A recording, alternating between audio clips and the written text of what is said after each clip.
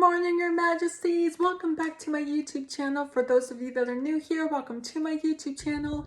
Annabelle says hello and welcome to day 14 of Princess Giving. Now, before I read, I'm going to be reading more of the Chronicle of Life, but before I continue, I just want to give you guys a little rundown for those of you that are new here.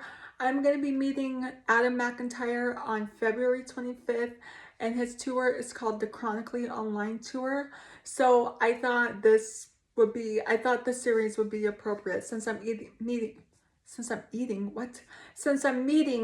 Adam McIntyre on February 25th, and I'm so excited to meet him. He's if y'all need to go watch his videos. Like I would watch him religiously after I became a mucker. So December 2nd will be a year since I became a mucker. So I can't wait to meet him. Okay. So continuing off the series, this chapter is called Jumping from a Building. Okay. Inside the car, Oswald's expression was gloomy as he looked ahead, causing Elena's heart to tighten. Her wound was bleeding. At this time, Oswald shouldn't be thinking about Vanessa, right? Oswald, it doesn't matter to me if you're really worried about Vanessa. Then go back. I can go to the hospital by myself. Elena's face was pale, but her fingertips pinched the corner of Oswald's clothes.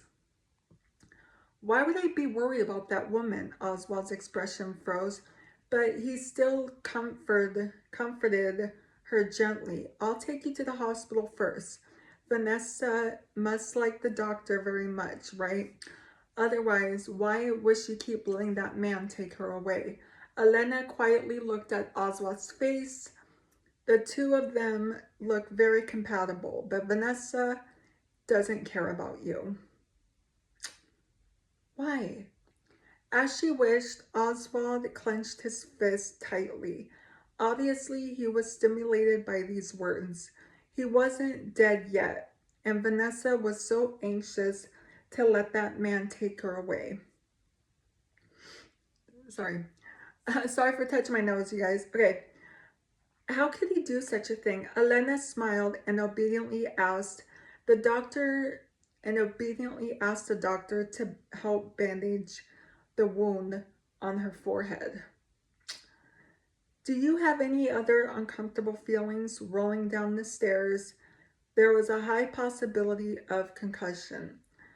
The doctor was carefully examining Elena, dizzy and a little nauseous, or want to vomit.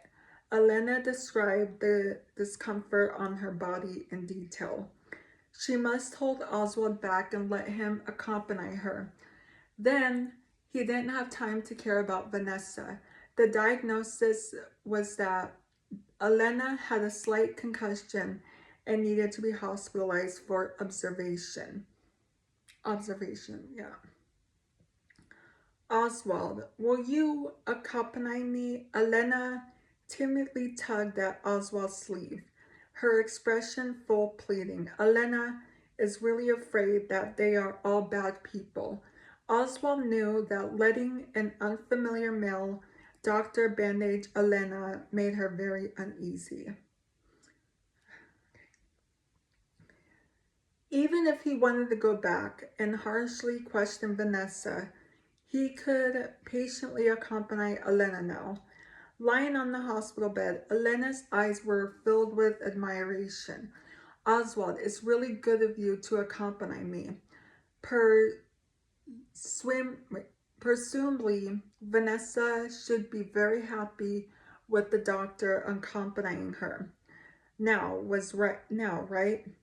Oswald smashed his fist into the wall.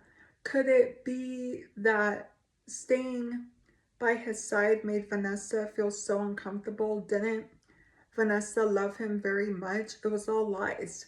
After comforting Elena,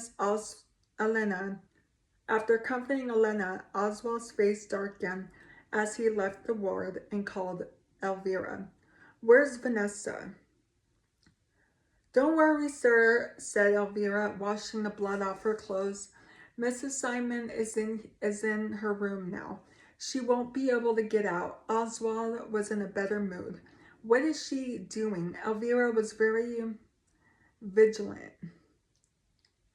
If Oswald came back at this time, he would definitely find something wrong. She hurriedly sent a message to Elena and said to Oswald, she is quite unhappy. She kept shouting for Curran to take her away.